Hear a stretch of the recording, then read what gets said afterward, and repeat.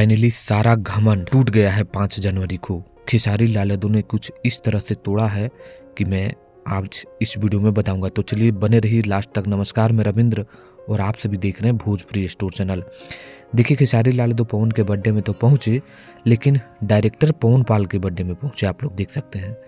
लेकिन जो घमंड की बात है, पवन सिंह का तो 5 जनवरी को दिन होता है क्योंकि इनका बर्थडे था, लेकिन उसका एक भाई था ये ऋतिक सिंह, ये भी काफ़ी अनाप शनाप बोला था।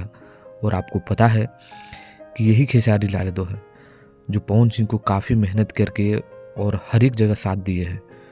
लेकिन इस बार खेसारी लाल यादव एक नए रूप में नजर आए हैं और बर्थडे का बधाई भी होता है वो भी नहीं दिए हैं।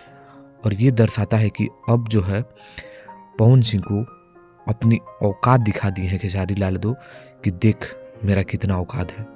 और उसका एक भाई है जो काफ़ी उछल रहा है, अनाप शनाप बोला है, वो भी गाना रिलीज के पहले। तो दिखा दिया पावर खेसारी लाल यादव की गाना रिलीज के बाद किसका दिन होता है। किसी का 5 जनवरी किसी का है क्या? किसी का भी नहीं है। और उस 5 जनवरी को ऐसे पटके हैं खेसारी लाल यादव कि याद रहेगा, हमेशा याद रहेगा। और ये करना ज़रूरी था क्योंकि कुछ लोग काफ़ी घमंड में हैं और इस घमंड को तोड़ना बहुत ही ज़रूरी था और ये किए हैं। हमेशा खेसारी लाल यादव आगे आएंगे, बर्थडे विश करना, घर पे बुलाना, मतलब हर एक चीज़। बड़ों स्टार का कोई काम नहीं है, कभी बड़े स्टार ने खेसारी को सहायता नहीं किया है।